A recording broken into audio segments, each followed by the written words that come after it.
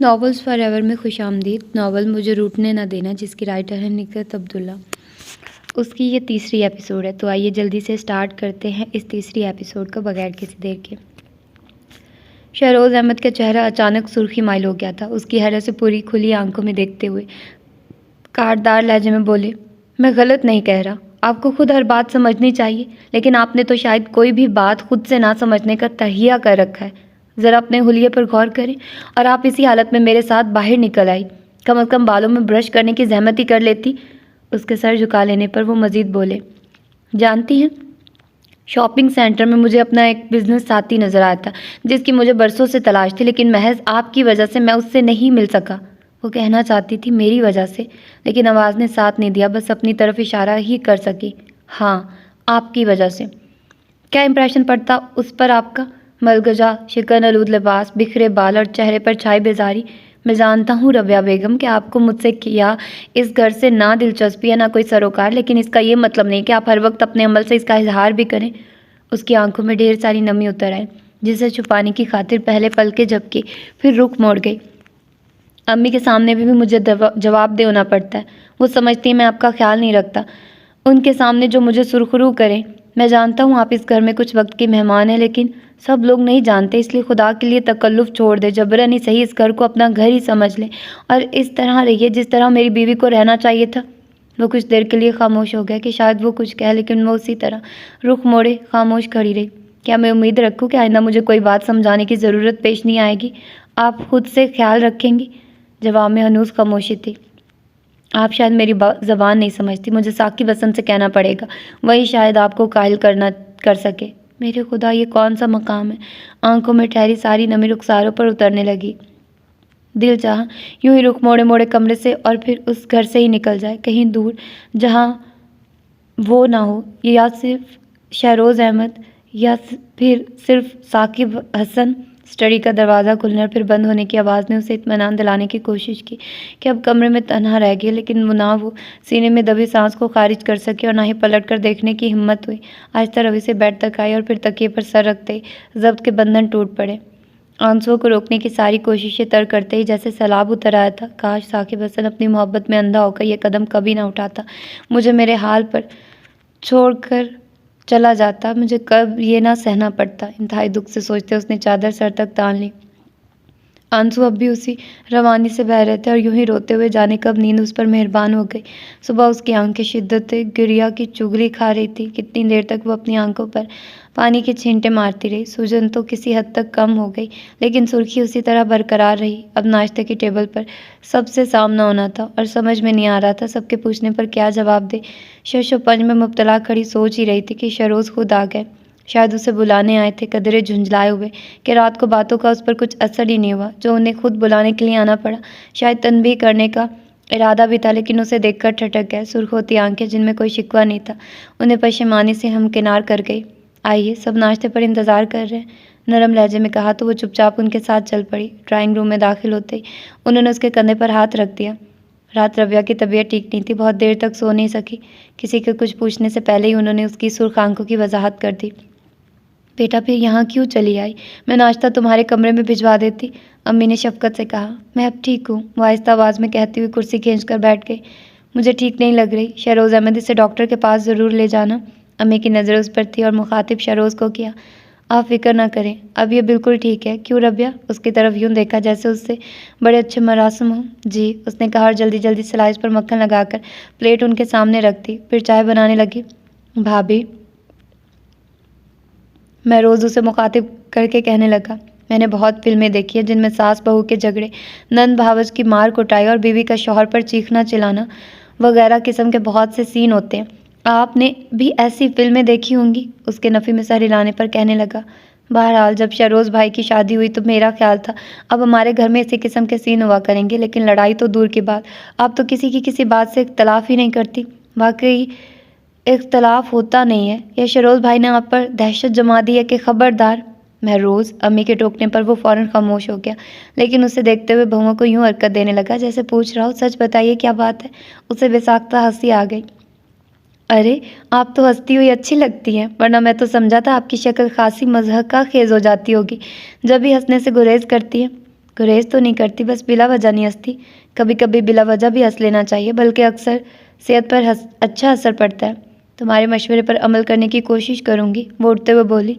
बेटा, मैं रोज़ की बातों में तुमने ढंग से नाश्ता भी नहीं किया। बस सम्मी, वैसे भी दिल नहीं चाह रहा था। शहरोज़ के कहने पर चली आई। उसने उन्हें अपने नाम पर चौंकते देखा, फिर फ़ौरन वहाँ से उठ गई। रात वो सिर्फ अपने बारे में सोचती और कुढ़ती रही थी कि उसके साथ अच्छा नहीं हुआ, और अब जब वो गैर जानिबदारी से सोचने लगी तो शहरोज़ अहमद बेकसूर नजर आए। उनका कसूर सिर्फ इतना था कि साकिब हसन के मजबूर करने पर उससे शादी कर बैठे थे, और एक मखसूस मुद्दत तक ही सही उन्हें इस बंधन को निभाना तो था, और वहीं उनके साथ ताउन नहीं कर रही थी। वो भी क्या करती। शुरू दिन से ही उसके जहन में ये बात बैठ गई थी कि उसे यहाँ से चले जाना है। ये घर उसका नहीं, और ना ही उस घर के मकीनों से उसका कोई नाता है। फिर वो क्यों अपने आप को यहाँ एडजस्ट करने की कोशिश करे। बस वक्त ही तो गुजारना है, जो किसी न किसी तरह गुजर ही जाएगा। लेकिन अब एहसास हो रहा था कि इस तरह शरोज़ की पोजीशन खासी ऑकवर्ड हो रही है। ज़ाहिर उनके घर में सब यही जानते थे कि उन्होंने अपनी पसंद से इससे शादी की है, फिर वो उसे खुश रखने में नाकाम क्यों हो रहे हैं। उसने अपने उस घर में गुजरे रोज़ो शब को सोचा तो कोई ऐसा दिन याद नहीं आया जब उसने बीवी की हैसियत से या उस घर की बहू होने के नाते कोई काम किया हो। अम्मी बुलाती तो जाकर उनके पास बैठ जाती, वरना खुद से कभी ख्याल नहीं आया। इसी तरह निदा भी जब कभी फारिग होती खुद से उसके पास आ बैठती थी। और महरोज़ का कमरा तो उसने आज तक अंदर से देखा ही नहीं था। क्या बड़ी भावज होने के नाते उसका ये फ़र्ज़ नहीं था कि वो निदा और महरोज़ की छोटी छोटी बातों और ज़रूरतों का ख्याल रखे। और तो और वो शहरोज़ से भी गाफिल थी। जब वो ऑफिस के लिए निकलते तो दुनिया दिखावे के लिए ही सही, कभी ऐसा नहीं हुआ कि वो उन्हें छोड़ने बाहर तक गई हो। और कभी जब उन्हें वापसी में बहुत ज़्यादा देर हो जाती तो किसी परेशानी का इजहार नहीं किया।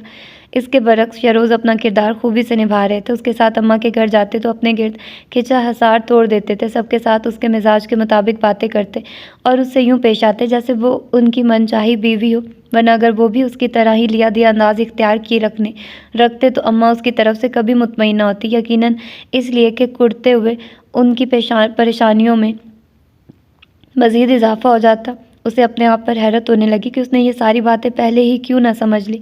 शहरोज़ अहमद के बार बार टोकने के बावजूद नज़रअंदाज करती रही, और कल तो वाकई उसने हद कर दी थी कि यूँ सर झाड़ मुँह फाड़ उनके साथ चल पड़ी। अपना कल का हुलिया और रवैया याद करके बेहद नदामत महसूस हुई। सारा दिन परेशानियों में घिरी तलाफ़ी का सोचती रही। शाम में शहरोज़ ऑफिस से लौटे। उस वक्त वो निदा के साथ टीवी लाउंज में बैठी थी।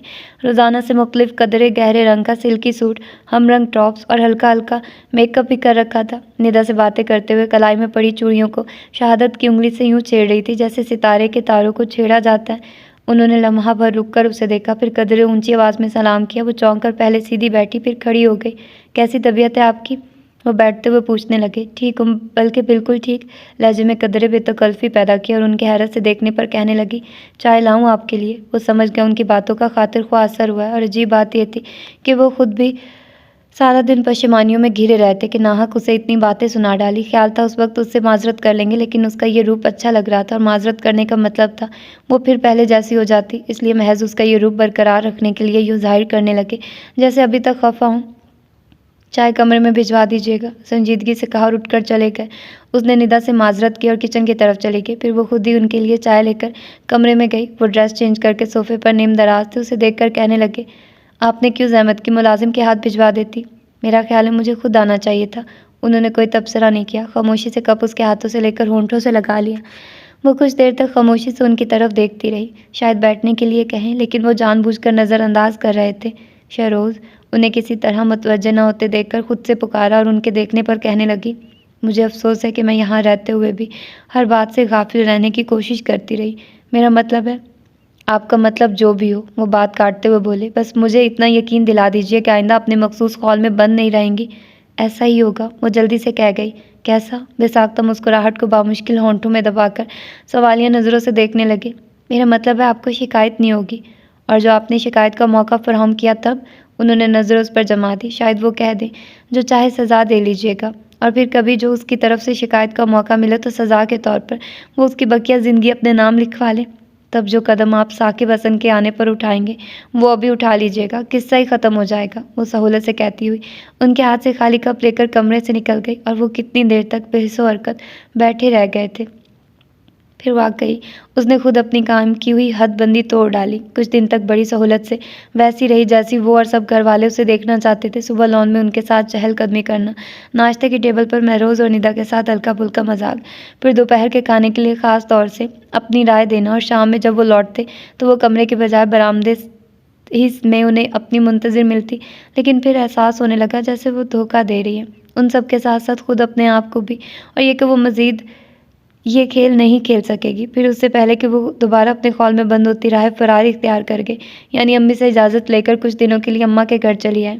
अम्मा उन दिनों छोटी आपा के लिए बहुत फ़िक्रमंद रहने लगी थी, और जब से रबिया अपने घर की हुई थी तब से तो वो और भी चाहती थी कि छोटी आपा जल्द से जल्द अपने घर बाहर की हो जाए, क्योंकि एक तो रबिया उनसे छोटी थी, दूसरे अब कलसूम और हुमा भी छोटी आपा के कद के बराबर हो गई थी। अम्मा को खदशा था कहीं अब आने वाले कलसूम और हुमा की तरफ इशारा न करने लगे। और इधर जब से छोटी आपा ने बुआ के मुंह पर उनसे कह दिया था कि आइंदा वो उनके लिए कोई पैगाम न लाए, वो शादी नहीं करेगी, तब से बुआ ने भी आना छोड़ रखा था। अम्मा को ये परेशानी भी थी कि अब किससे कहें। हर आए गए के सामने तो नहीं कह सकती थी, अलबत्ता अपने ख़ास मिलने वालों को कह रखा था। उस वक्त जबकि छोटी आपा दोपहर के खाने के सिलसिले में किचन में मसरूफ़ थी, अम्मा उससे अपनी परेशानी का तस्करा करते हुए कहने लगी, बेटा तुम शहरोज़ से कहो वो कहीं अपने मिलने जुलने वालों में सोफ़िया के लिए बात करें। क्या? बेख्याली में उसके मुंह से चीख निकल गई, तो अम्मा हैरत से उसकी तरफ देखते हुए बोली, क्या मैंने कोई गलत बात कह दी है? नहीं अम्मा, लेकिन मेरा ख्याल है शहरोज़ से कहना मुनासिब नहीं है। नज़रें चुराती हुई बोली, अब साफ साफ कैसे कह देती कि वो क्यों उनके घर के मसले सुनने और फिर हल करने लगे। उनका इस घर से नाता ही क्या है? क्यों मुनासिब नहीं है? आखिर तुम्हारी बड़ी आपा ने भी तो अपने मियाँ से कह रखा है, और एक दिन तो वो किसी का पैगाम लाए भी थे, लेकिन मैंने मना कर दिया। क्यों मना कर दिया आपने? वो वाकई मुतअज्जिब थी कि आखिर दूल्हा भाई के लाया हुआ पैगाम अम्मा ने क्यों रिजेक्ट कर दिया। बेटा वही मसला था, इतना बड़ा कुनबा और कमाने वाला एक। अम्मा ये मसला तो हर दूसरे घर का है, खुद आप अपने घर को देख लीजिए, बेचारे अब्बा मियाँ अकेले कमाने वाले। और फिर उसने फ़ौरन निचला होंठ दांतों में दबा लिया, वरना वो कहने जा रही थी, इस मसले को अहमियत देकर आपने मेरी ज़िंदगी दाव पर लगा दी। अम्मा किस्मत भी कोई चीज़ है, वो दबे दबे लहजे में बोली, हर इंसान की किस्मत में जो लिखा है वो उसे ज़रूर मिल कर रहेगा, कोई किसी के नसीब का छीन कर नहीं खा सकता। आप इस बात पर यकीन क्यों नहीं रखती? बेबी मुझे सबक मत पढ़ाओ, मैं तुमसे ज़्यादा जानती हूँ। अम्मा ने कभी अब्बा मियाँ को इस मौजू पर ज़्यादा बोलने नहीं दिया था, उसे कैसे बोलने देती। उसे चुप कराकर कहने लगी, तुम्हें अगर शरों से बात करने में कोई एतराज़ है तो मैं खुद उससे कह देती हूँ। नहीं अम्मा, वो फ़ौरन बोल पड़ी, मैं खुद बात कर लूँगी, आप कुछ मत कहिएगा। ठीक है, लेकिन याद से कहना, और अगर हो सके तो अपनी सास से भी तज़किरा कर देना, वो मुझे अच्छी औरत लगती है। उसने सिर्फ सर हिलाने पर इत्तफाक किया। शाम में शहरोज़ ऑफिस से वापसी पर पहले उसके पास आए। वो समझी उसे लेने आए हैं, जबकि वो कुछ दिन रहने के घर से आई थी, और सुबह उसने बता भी दिया था, इसलिए उनके बैठते ही कहने लगी, मैंने शायद सुबह आपको बता दिया था कि मैं अभी कुछ दिन यहीं रहूँगी। मुझे याद है। वो उसका मतलब समझकर दिल ही दिल में महजूज हुए, लेकिन कुछ नहीं कहा। उसके मुँह से सुनना चाहते थे कि वो क्या चाहती है, और वो कहने लगी, फिर आप लेने क्यों आए हैं? आपसे किसने कहा कि मैं आपको लेने आया हूँ? वो खजल सी होकर नज़रें चुराती हुई बोली, फिर बेवकूफ़ लड़की, इस घर में मेरी नाम नेहाद सौजा आई हुई है, और ऑफिस से वापसी पर मेरा फ़र्ज़ बनता था कि मैं घर जाने से पहले उसका दीदार करता चलूँ, उसका अहवाल पूछूँ, और ये कि मैं तो उसके बिना नहीं रह सकता, या वो मेरे बिना रह लेगी। उसे अजीब सी नज़रों से देखते पाकर कहने लगे, और आप जानती हैं कि मैं अपने फ़राइज़ से कभी गाफिल नहीं होता। जी।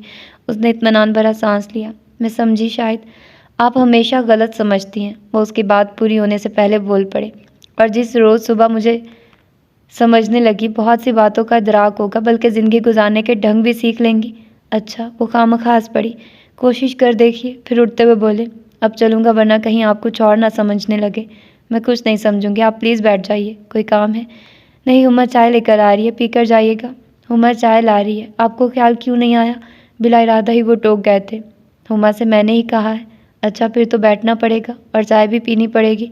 वो दोबारा बैठ गए, और जब हुमा चाय लेकर आई तो उसी वक्त अब्बा मियाँ भी आ गए, जिन्होंने चाय के बाद उन्हें जाने नहीं दिया, बल्कि रात के खाने के बाद भी वो बहुत देर तक बैठे रहे थे।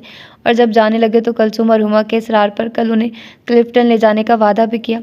हस्बे वादा अगले दिन वो 4 बजे आ गए। उसे उनके आने का कतई यकीन नहीं था, और उसने कलसूम और हुमा से भी कह दिया था कि शरोज़ ने यूं ही जान छुड़ाने के लिए वादा कर लिया होगा, वरना उन्हें इतनी फुर्सत नहीं है। लेकिन जब उन्हें आते देखा तो फ़ौरन कलसूम और हुमा के सर पर पहुँच गई। शरोज़ आ भी गए, और तुम दोनों अभी तक तैयार नहीं हुई?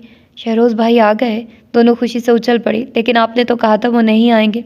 बेवकूफ़, मैंने तो यूं ही कहा था। चलो अब जल्दी करो। मोने जल्दी तैयार होने का कहकर बड़े कमरे में आए तो छोटी आपा उनसे चाय का पूछ रही थी। जब बाहर जा ही रहे हैं तो चाय वगैरह भी वहीं पी लेंगे। फिर उसकी तरफ देखते हुए बोले, कहीं आप इसी हुलिये में जाने का इरादा तो नहीं रखती? नहीं, मैं चेंज कर रही हूँ। चले छोटी आपा, आप भी जल्दी से। मैं नहीं जा रही, छोटी आपा फ़ौरन बोल पड़ी। क्यों? उसके साथ साथ शहरोज़ ने भी पूछा। मेरा मूड नहीं है, वैसे भी अम्मा अकेली हो जाएंगी। छोटी आपा ने अज़र तराशा। अकेले में अम्मा को डर नहीं लगेगा, बस आप चलें। छोटी आपा के कुछ कहने से पहले ही शहरोज़ बोल पड़े। आप नहीं जाएंगी तो हमें अपना प्रोग्राम कैंसिल करना पड़ेगा। बिल्कुल, उसने तायद किया और उनका हाथ पकड़कर उठाने लगी। छोटी आपा मदद के लिए अम्मा की तरफ देखने लगी। शायद वही उनकी तरफदारी करे, लेकिन अब्बा ने भी जाने के लिए कहा तो मजबूरन उन्हें उठना पड़ा। फिर जब चारों बहनें तैयार होकर आई तो शहरोज़ अकेले बैठे थे। उसने अम्मा की तलाश में इधर उधर नज़रें दौड़ाई। उसी वक्त वो शहरोज़ के लिए चाय लिए आती नजर आए। उन्हें देखकर शहरोज़ फ़ौरन अपनी जगह से खड़े हो गए और बढ़कर उनके हाथ से कप थाम लिया। फिर उसकी तरफ खश्मगीन निगाहों से देखते हुए बोले, रबिया, आपको ख्याल नहीं आया? अम्मा चाय बना रही थी। तो क्या हुआ? अम्मा कहने लगी, ये सब तैयार हो रही थी, मैंने सोचा चाय ही बना लूँ। आप रबिया से कह देती, खुद आपने क्यों जहमत की? चलो तुम चाय पियो, अम्मा ने कहा तो उन्होंने खड़े खड़े ही 2-3 घूंट में चाय ख़त्म कर डाली। फिर खाली कप उसकी तरफ बढ़ा दिया, जिसे लेकर वो फ़ौरन किचन में चली गई। उसे उनका यूँ सबके सामने डांटना बहुत बुरा लगा था। पता नहीं अपने आप को क्या समझने लगे। अंदर ही अंदर खौलते हुए सोचा, कुछ ज़्यादा ही पोज करने लगे। समझते मैं कुछ नहीं कह सकती, किसी दिन सबके सामने ऐसी खरी खरी सुनाऊंगी कि याद रखेंगे। कप रख कर वापस आई तो अंदर के गुस्से का इजहार चेहरे से भी हो रहा था। वो समझ तो गए, लेकिन कोई तवज्जो नहीं थी। अम्मा से इजाज़त लेकर बाहर निकल आए। वो कुछ रूठी रूठी सी उनके बराबर आ बैठी थी। मूड ठीक करें। गाड़ी स्टार्ट करते हुए सरगोशी में कदरे रोब से कहा, रोब जमाने की कोशिश ना करें, वरना संजीदगी से खफा हो जाऊंगी। लहजे की खफकी वो छुपा ना सकी, जिसे महसूस करके उन्होंने एक नज़र उस पर डाली, फिर गाड़ी फुल स्पीड पर छोड़ दी। पता है शरोज़ भाई, उमा अपनी बातों के दौरान अचानक उन्हें मुखातिब करके कहने लगी, आप ही कह रही थी आपने जान छुड़ाने के लिए हमसे वादा किया है, और ये कि आप अपना काम छोड़कर कभी नहीं आएंगे। हो सकता है उनके नज़दीक वादे की कोई अहमियत ना हो, लेकिन मैं जब वादा करता हूँ तो हर हाल में उसे पूरा करने की कोशिश करता हूँ। ये बात उन्हें अब तक समझ लेनी चाहिए थी। वो सिर्फ उसे सुनाने की घर से आहिस्ता आवाज़ में बोले, और कौन सी बात समझी है जो ये समझेंगी? वो खामोशी से गर्दन मोड़कर शीशे से बाहर देखने लगी। उमा पर गुस्सा आ रहा था कि उसने क्यों ये बात छेड़ी। इस वक्त उलझना मुनासिब नहीं समझा, इसलिए खामोशी इख्तियार किए रखी। साहिल पर उतरते ही ठंडी ठंडी नम हवा ने यूं इस्तकबाल किया कि उसका मूड आप ही आप ठीक हो गया। एन उनसे भी फिर भी बात नहीं की। छोटी आपा ने वो जगह मुंतखब की जहाँ लोगों की आमदोरफ्त न होने के बराबर थी। एक बड़े से पत्थर पर बैठते हुए उन्होंने कह दिया कि अब कोई उन्हें यहाँ से उठने के लिए ना कहे। वो ना गीली रेत पर चलेंगी और ना ही उन्हें लहरों का ताक़ुब करना पसंद है। वही हम तो लहरों का ताक़ुब ज़रूर करेंगे, कलसूम ने कहा, साथ ही उमा को चलने का इशारा किया। हम जाएं शहरोज़ भाई? उमा पूछने लगी। हाँ, लेकिन ज़्यादा दूर नहीं। वो दोनों नरम नरम रेत पर तकरीबन भागती हुई पानी तक चली गई। आप दोनों प्लीज़ मेरी वजह से यहाँ न रुके रहें, छोटी आपा शहरोज़ भाई को मुखातिब करके कहने लगी तो उसकी तरफ देखने लगे। मैं कहीं नहीं जाऊंगी छोटी आपा, आपके पास बैठूंगी। वो जानबूझकर उन्हें नज़रअंदाज करके छोटी आपा के पास बैठी तो वो होंठ भींचते हुए टहलने के अंदाज में आगे निकल गए। रबिया, ये क्या हरकत है? छोटी आपा उसे सरजनिश करने लगी। तुम्हें यहाँ नहीं बैठना चाहिए। क्यों? शरोज़ भाई हो सकता है माइंड करें। जाओ, बेचारे अकेले खड़े हैं, जाओ ना, क्या तुम्हें ख्याल नहीं है? छोटी आपा ने उसे धकेला तो वो अंदर ही अंदर कुड़ती हुई उनके पास जा खड़ी हुई। उन्हें मुखातिब नहीं किया, खुद कलामी के अंदाज में कहने लगी, लगता है सबने गट्स जोड़ कर रखा है, हर एक की ज़बान पर एक ही जुमला है, क्या तुम्हें ख्याल नहीं है? उसने ठेका ले रखा है हर बात का ख्याल रखने का। वो पैंट की जेबों में हाथ डाले खामोशी से उसे देख रहे थे, जो बुरी तरह झुंझला रही थी। मैंने आपको नहीं बुलाया, आप इत्मीनान से वहाँ बैठ सकती हैं। वो भी नागवारी से बोले। इत्मीनान से? लहजे में हल्का सा तन सिमट आया था। कहीं इत्मीनान है मेरे लिए? यहाँ आई हूँ तो आपके लिए कहेंगे सोफ़िया अकेली बैठी हैं, आपको ख्याल नहीं है? उनके पास थी तो वो आपके बारे में एहसास दिला रही थी। आखिर आप सब मुझे समझते क्या हैं? क्या मैं बेहिस हूँ जो हर वक्त मेरे एहसास को बेदार करने की फ़िक्र में रहते हैं? बराह मेहरबानी मुझे हर वक्त टोकने से गुरेज करें, वरना उसके खामोश होने पर सवालिया नज़रों से देखने लगे। वो कुछ देर तक पुरसोच अंदाज में उनकी तरफ देखती रही, फिर कुछ कहे बगैर चल पड़ी। वो हैरान हुए और उसे जाते हुए देखने लगे। नरम नरम रेत पर कदमों के निशान छोड़ती लम्हा ब लम्हा उनसे दूर होती जा रही थी, यहाँ तक कि एक दूसरे का ताक़ुब करती लहरें उसके पैरों से टकराने लगी। वो फिर भी चलती रही और वो जो उस पर नज़रें जमाए खड़े थे उस वक्त चौंक गए। जब वो घुटनों तक पानी में थी उस वक्त भी वो रुकी नहीं थी। रबिया होंठों की बेआवाज़ जुम्बिश के साथ पहले पलट कर छोटी आपा की तरफ देखा। वो हर तरफ से बेनियाज रेत पर उंगली की मदद से लकीरें खींचने में मसरूफ़ थी। उन्हें मतवज्जे न पाकर उन्होंने रबिया के पीछे दौड़ लगा दी। रबिया उससे कुछ फासले पर थे कि आवाज़ दे डाली। वो नहीं रुकी तो एक पल में दरमियानी फासला तय करके उसके सामने जा खड़े हुए। इरादे क्या हैं आपके?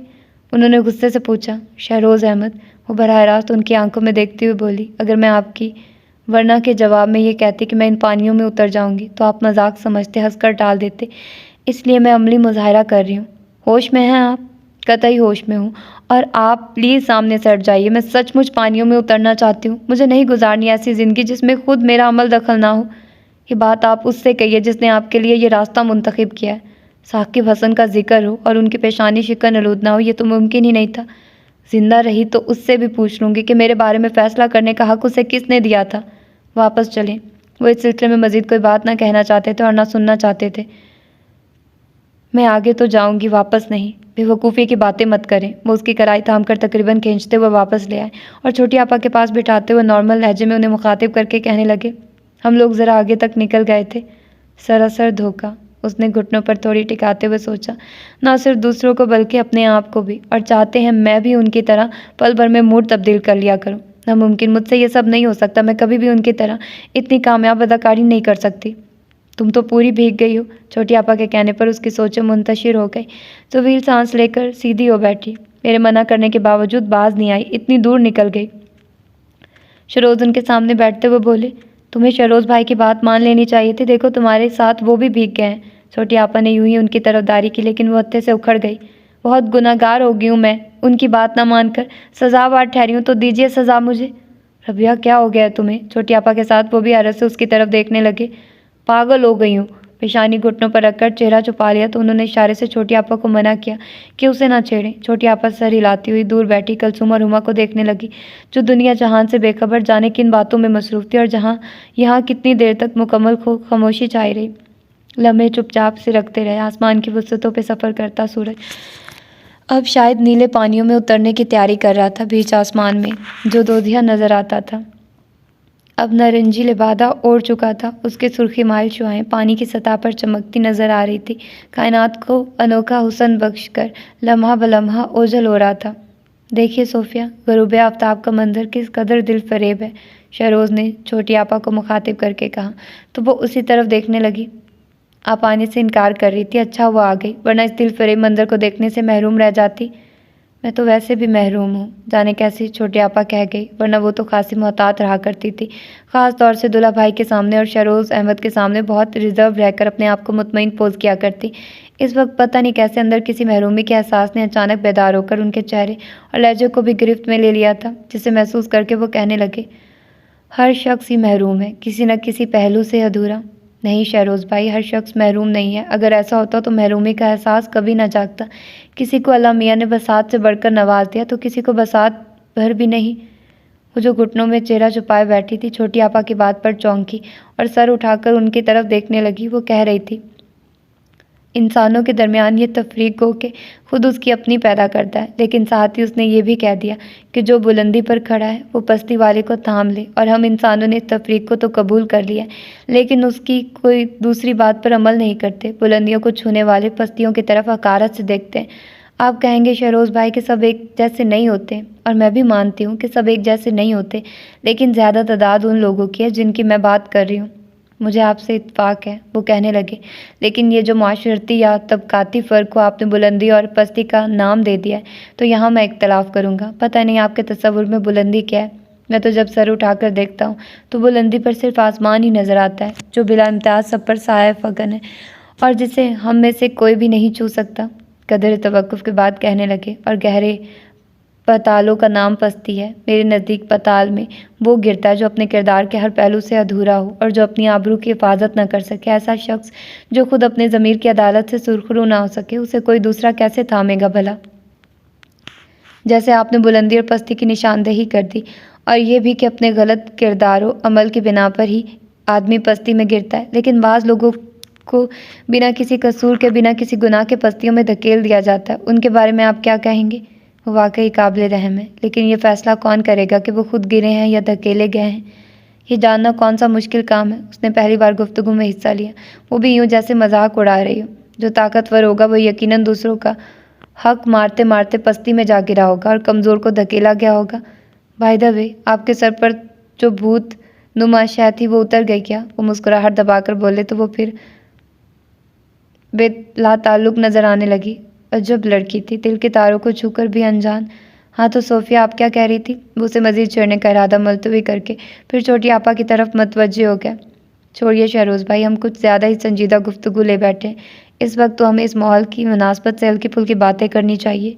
हाँ, वो तवील सांस लेकर बराह रास्त उसकी तरफ देखते हुए कहने लगे, माहौल की मुनासबत से तो ये कहने को जी चाह रहा है कि यहाँ उतरी ढेर सारी खूबसूरतियाँ उस लड़की की मरहूने मन्नत है जो रूठी रूठी हमसे लाताल्लुक नजर आने की भरपूर कोशिश कर रही हैं।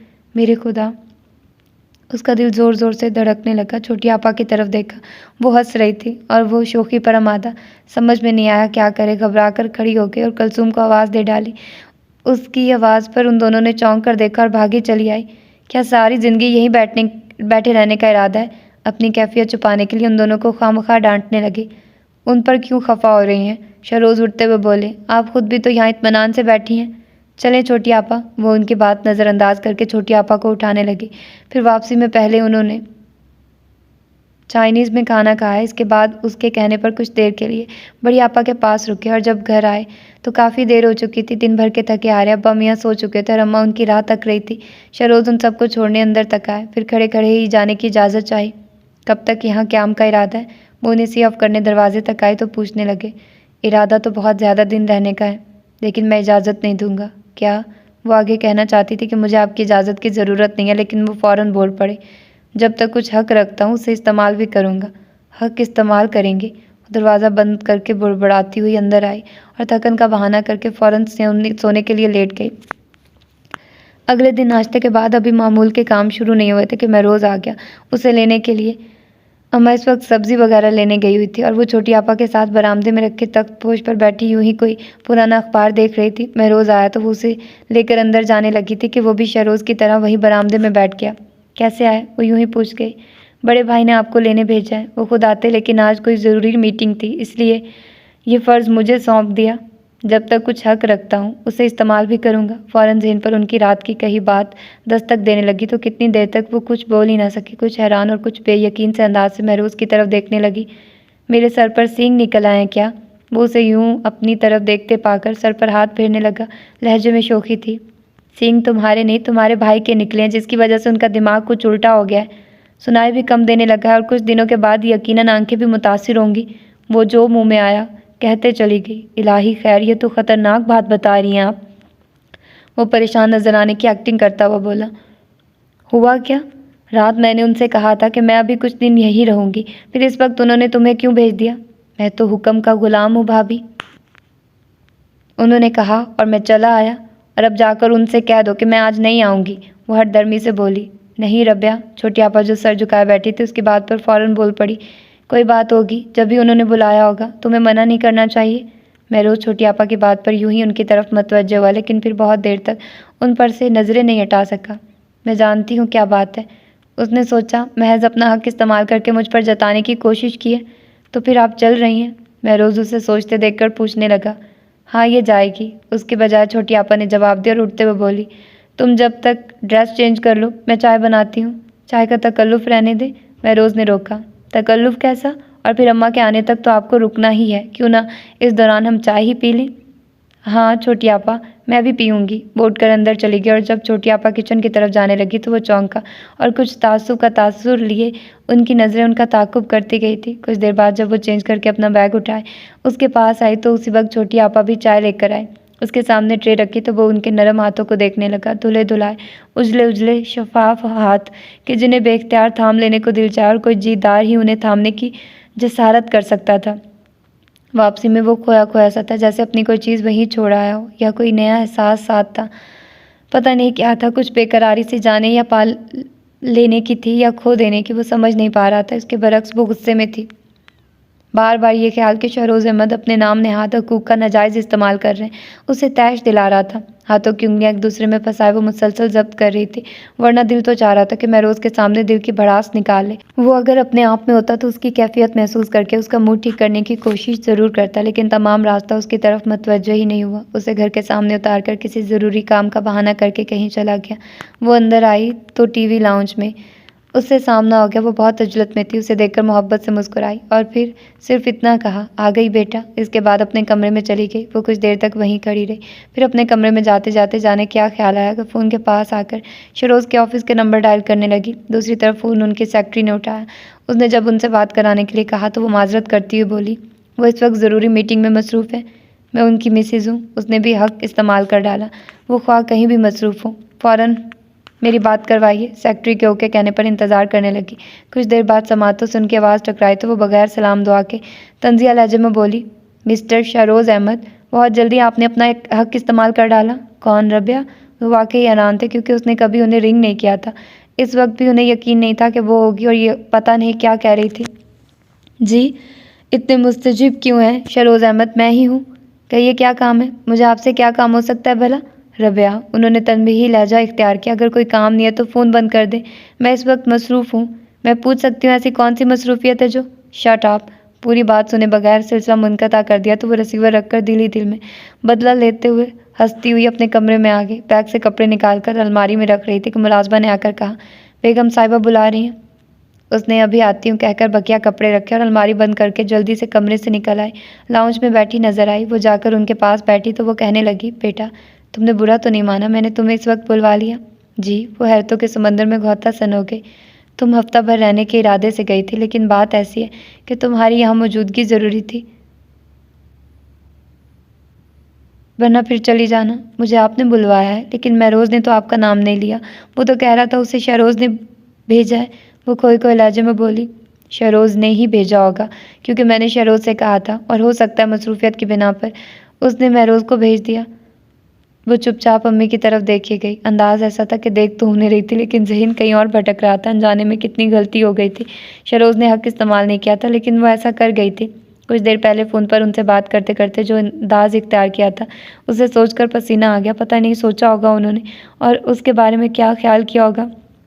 मेरे खुदा, उसने ढेर सारी नदामतों में घिर कर सोचा अब उनका सामना कैसे कर पाएगी। हाँ तो बेटा, अम्मी ने कहा तो उसने बामुश्किल तमाम अपनी सारी तवज्जो उनकी तरफ मबजूल की।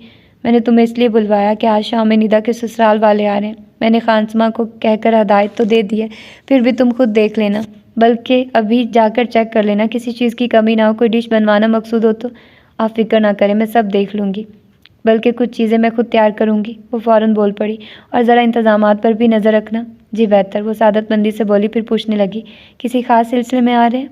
हो सकता है शादी पर जोर दें। तो क्या आप अभी निदा की शादी नहीं करना चाहती? नहीं, मैं चाहती हूँ वो तालीम मुकम्मल कर ले। फिर कदर तवक्कुफ़ के बाद कहने लगी, अगर वो ज़्यादा इसरार करेंगे फिर तो करनी पड़ेगी। बहरहाल आज करूँ या कल, करनी तो है। जी। वो इस मामले में मज़ीद कुछ नहीं कह सकती थी। उसके नज़दीक ये उनका घरेलू मामला था। उस घर की फ़र्द बहरहाल नहीं थी। मैं किचन देख लूँ? हाँ ज़रूर। अम्मी की इजाज़त मिलते हुए उनके पास से उठकर किचन में आ गई। सामान चेक करते हुए साथ साथ खानसमा से पूछती गई कि वो क्या पकाने की तैयारी कर रहा है। फिर एक आध डिश जो वो खुद चाहती थी उसका सामान उसी वक्त उसने मंगवा लिया। फिर सारा दिन वो खासी मसरूफ़ रही। ड्राइंग रूम की सफाई अपनी निगरानी में करवाई। किचन में वक्फे वक्फे से जाना और ड्राइंग रूम में टेबल पर हर चीज़ करीने से रखना। अपनी दांस में पूरी कोशिश की थी कि कोई बड़ी तरतीबी ना हो। दोपहर में अम्मी ने कहा भी कि कुछ देर आराम कर लो, लेकिन वो मसरूफ़ रही।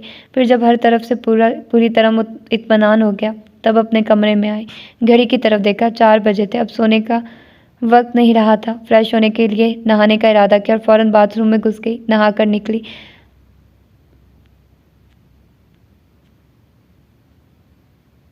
तभी ख्याल किया कि मेहमानों के सामने अच्छे होलिये में जाना चाहिए। जल्दी से अलमारी खोलकर कपड़े मुंतखब करने लगी। हल्का फिरोज़ी रंग उस पर बहुत सूट करता था। उसने वही निकाल लिया और अभी अलमारी बंद करके पलटी ही थी कि लाउंज से आती शहरोज़ की आवाज़ उसके पूरे वजूद को लम्हा भर के लिए सुन कर गई। सुबह का वाक़या जो वो मसरूफ़ियत में घिर कर भुला बैठी थी एकदम याद आया तो उसे सीने में अपना सांस रुकता हुआ महसूस होने लगा। उनका सामना कैसे करूँगी ये सोचकर फिर परेशान हो गई। अपना लहजा भी याद आया, किस तरह कह रही थी, मैं पूछ सकती हूँ ऐसी कौन सी मसरूफ़ियत है जो, मेरे खुदा ये सब नहीं होना चाहिए था। वो उनसे ज़्यादा देर छुप तो नहीं सकती थी, लेकिन फ़ौरन से उनसे बचने के लिए उनके उस तरफ आने से पहले ही कपड़े लिए निदा के कमरे में चली गई। निदा उसकी उड़ी उड़ी नंगा देखकर तशवीश से बोली, आपको क्या हुआ है? वो कुछ बोल ही न सकी, बस नफ़ी में सर हिला दिया। मेरा ख्याल है थक गई हैं। निदा ने खुद ही क्यास किया तो वो फिर नफ़ी में सर हिलाती हुई गिरने के अंदाज में उसके बेड पर बैठ गई। भाभी आपकी तबीयत तो ठीक है ना? उसकी मुसलसल खामोशी से निदा घबराकर पूछने लगी। फिर उसका हाथ थाम लिया। अरे आपके तो हाथ भी ठंडे हो रहे हैं। मुझे कुछ नहीं हुआ। वो इस ख्याल से कि कहीं निदा घबराकर शहरोज़ को ना बुला लाए, फ़ौरन बोल पड़ी, मैं बिल्कुल ठीक हूँ, अभी अभी नहाकर निकली हूँ इसलिए हाथ ठंडे हो रहे हैं। हाँ तुम ये सूट देखो, पहनने के लिए कैसा है, आप पहनेंगी? निदा ने कदरे ताज्जुब से कहा। हाँ क्यों, रहने दे भाभी। निदा ने उसके हाथ से सूट लेकर एक तरफ डाल दिया।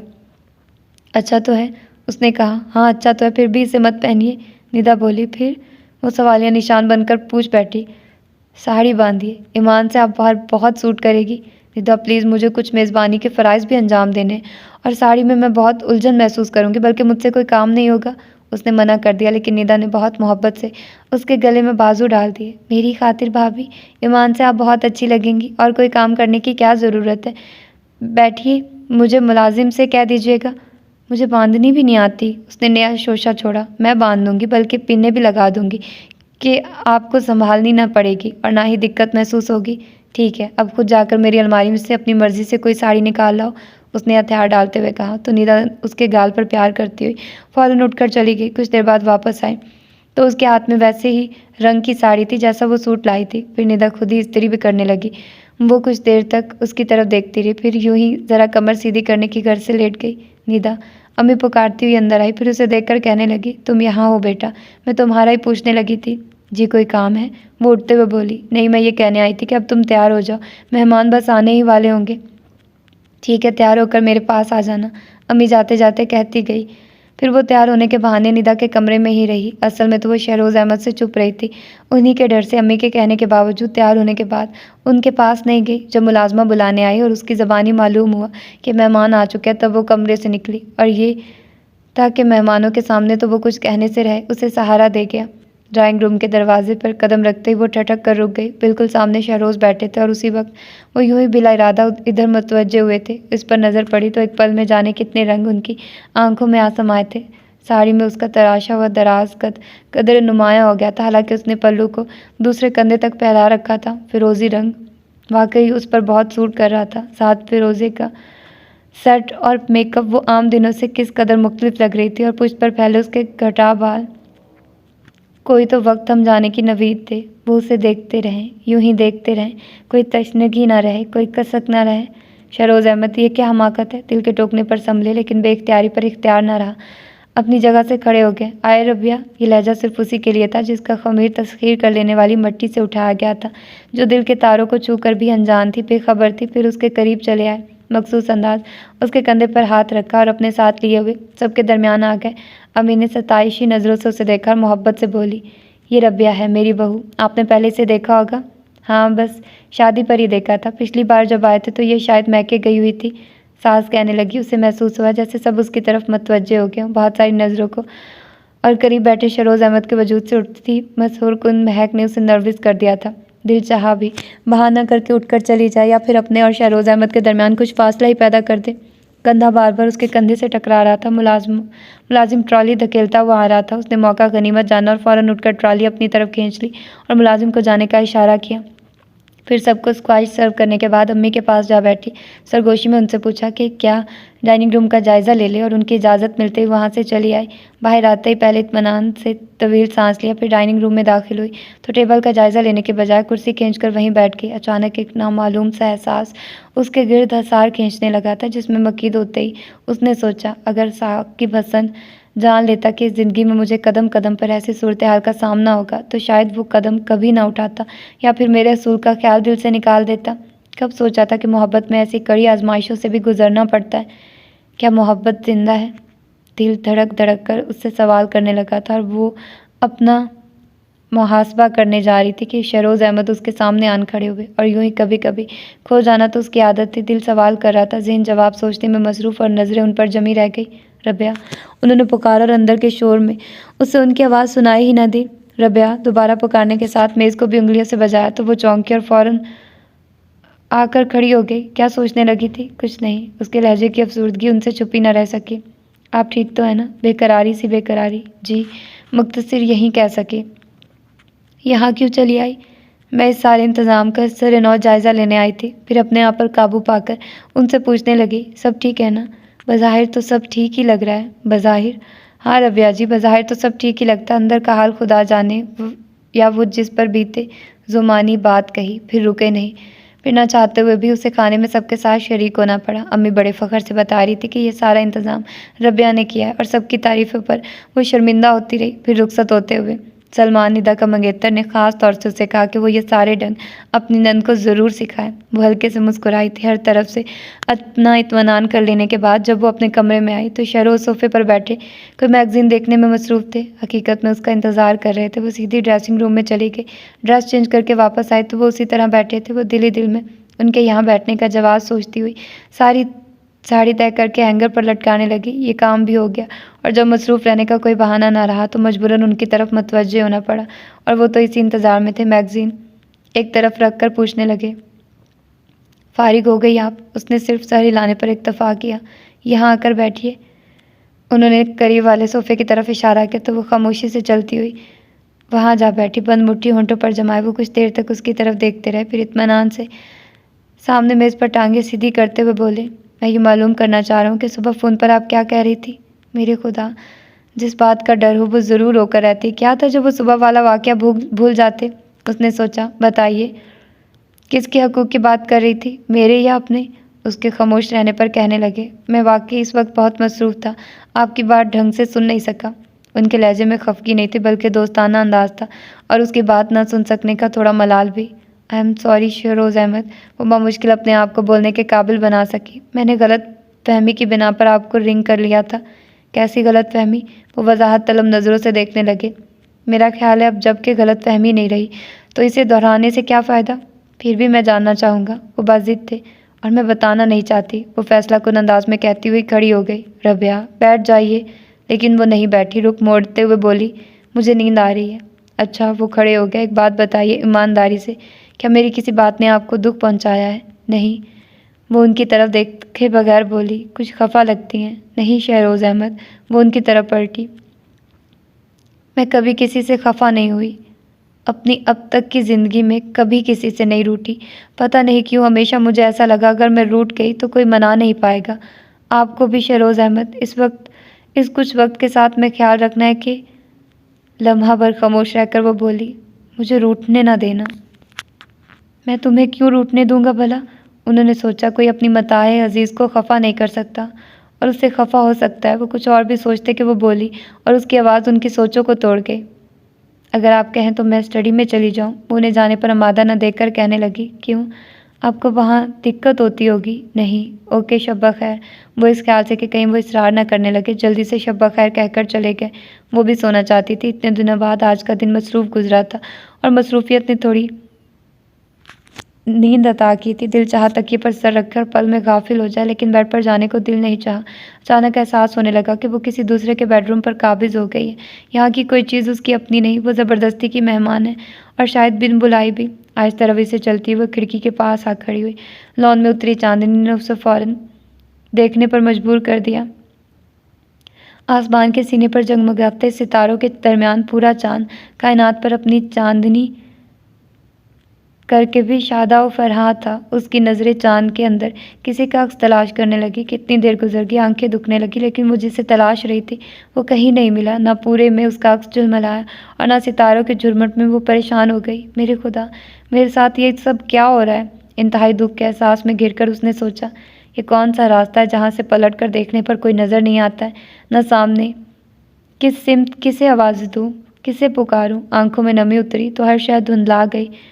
ग्रिल पर पेशानी टिकाकर पलकें मूंदी तो आंखों में ठहरी नमी चुपचाप रुखसारों पर उतर आई। लम्हे सिरकते गए चुपचाप बिन आहट के। कहीं कोई आवाज़ नहीं थी, कोई हमदम नहीं, कोई गमगुसार नहीं। काश कोई तो हो जो पलकों से बेआवाज़ टूटते मोतियों को महसूस करके चला आए, नरमी से पूछे, क्यों रोती हो? तुम्हारे आंसू इतने अर्जा नहीं हैं, इन्हें यूं मत लौटाओ। लेकिन कौन था जो बेआवाज़ आंसुओं का सबब पूछता। उसने खुद ही सारे आंसू अपने दामन में लिए और थके थके कदमों से सोफे पर आ बैठी। पता नहीं ज़ेन थका हुआ था या दिल अजरदा के कोई अच्छी बात याद आ गई। मुख्तलिफ अंदेशे, मुख्तलिफ वसवसे जो आहिस्ता आहिस्ता दिल में जगह बनाते जा रहे थे और बेशुमार सवालात और उसके अपने मुतल्लिक थे और जिनके जवाब ढूंढते ढूंढते वो सो गई थी। सुबह मामूल के मुताबिक उसकी आंख नहीं खुली। जिस वक्त शहरोज़ उठकर आए वो बेखबर सो रही थी। उन्होंने उठाना मुनासिब नहीं समझा। वैसे भी आज छुट्टी का दिन था। वो कोई आवाज़ पैदा किए बगैर कमरे से निकल आए। हस्बे मामूल लॉन में कुछ देर चहलकदमी करते रहे। आज महरोज़ उठकर नहीं आया था, शायद छुट्टी की वजह से। उन्होंने उसके कमरे की बंद खिड़की को देखा, फिर अंदर चले आए। खानसमा चाय लेकर आ रहा था। उन्होंने रोज़ाना की तरह लाउंज में बैठकर चाय पी, साथ साथ अखबार देखते रहे। इस दौरान अम्मी और फिर महरोज़ भी अपने कमरे से निकल आए। निदाई तो सीधी किचन में चली गई। रबिया नहीं उठी। अम्मी उन्हें मुखातिब करके पूछने लगी। नहीं, और मैंने उठाया भी नहीं। वो अखबार तय करके एक तरफ रखते हुए बोले, अच्छा किया नहीं उठाया। शायद कल की मसरूफियत ने उसे थका डाला। कदर तवक्कुफ़ के बाद वो कहने लगी, बहुत नेक और सादतमंद लड़की है, कभी किसी काम को मना नहीं करती। कल सारा दिन मजाल है जो उसके माथे पर किसी भी किस्म की शिकन भी आई हो। ये यकीनन हमारी खुशनसीबी है कि रबिया जैसी लड़की इस घर में आई है। भाईजान की पसंद को दाद दीजिए अम्मी, महरोज़ शरारत से बोला। शहरोज़ की पसंद हमेशा से हर मामले में अच्छी रही है। अम्मी मुस्कुराकर कहने लगी तो वो अपनी जगह पहलू बदल कर रह गए। कल निदा के ससुराल वाले भी बहुत तारीफ़ कर रहे थे। अम्मी की बात पर उन्हें मौजू बदलने का बहाना मिल गया। यूँ बोले जैसे उन्हीं की बात पर उन्हें याद आया हो। हाँ अम्मी, फिर निदा के बारे में आप क्या कहती हैं? मेरी समझ में तो कुछ नहीं आ रहा। उसके ससुराल वाले तो अब जल्दी शादी करना चाहते हैं, जबकि मेरा ख्याल था निदा कम अज़ कम इम्तिहान तो दे ले। निदा के इम्तिहान कोई बहुत ज़्यादा दूर तो नहीं है, यही कोई 3-4 महीने, और इतना अरसा तो शादी की तैयारी में भी लग ही जाता है। आप उनसे कह दें जैसे ही निदा इम्तिहानों से फारिग होगी हम शादी कर देंगे। मैंने कल भी उनसे यही कहा था, लेकिन पता नहीं उन लोगों की किस बात की जल्दी है। मैं एक बार फिर उनसे बात करके उन्हें कायल करने की कोशिश करूँगा और मेरा ख्याल है वो हमारी बात मान लेंगे। कदर तवक्कुफ़ के बाद कहने लगे, इस दौरान अगर महरोज़ की भी कहीं बात हो जाए तो? हाँ, मेरी अपनी भी यही ख्वाहिश है कि साथ साथ महरोज़ की शादी भी कर दें। अम्मी ने फ़ौरन उनकी तायद की। फिर कोई लड़की देखी आपने? लड़कियाँ तो कहीं देखी हैं बेटा, और सभी माशाल्लाह बहुत अच्छी हैं, लेकिन मैं जो चाहती हूँ वो। अम्मी खुश होकर पता नहीं क्या सोचने लगी। आप क्या चाहती हैं? वो पूछने लगे। मैं शायद रबिया जैसी लड़की ढूंढती हूँ। भाभी जैसी लड़की ढूंढनी है तो? महरोज़ बेख्तियार बोला और फिर फ़ौरन खामोश भी हो गया। हाँ हाँ कहो, खामोश क्यों हो गए? शरोज़ चौंक कर उसकी तरफ मतवज्जे हो गए और उसे झिमते देखकर उसे हौसला देने की गर्ज से बोले, कमाल है यार, बात तुम्हारी शादी की और हम तुम्हारा ही मशवरा नहीं ले रहे। मेरा ख्याल है बिला झिझक अपनी पसंद बता दो। मैं वो सर खुजाने लगा। कम ऑन महरोज़, अम्मी बिल्कुल एतराज़ नहीं करेंगी। शरोज़ ने फिर उसका हौसला बढ़ाया। मैं भला क्यों एतराज़ करूँगी? क्या शरोज़ की पसंद पर एतराज़ किया था मैंने? और फिर बेटा तुम तो मेरा मसला हल कर रहे हो, जल्दी बताओ। अम्मी की बात पर कुछ हौसला हुआ तो कहने लगा, असल में कल अचानक एक लड़की अच्छी लगी। ये हादसा अचानक ही हुआ करता है। शरोज़ हंसे। तुम कुछ अता पता भी तो बताओ। आप लोग जानते हैं, हम तो बहुत सारे लोगों को जानते हैं।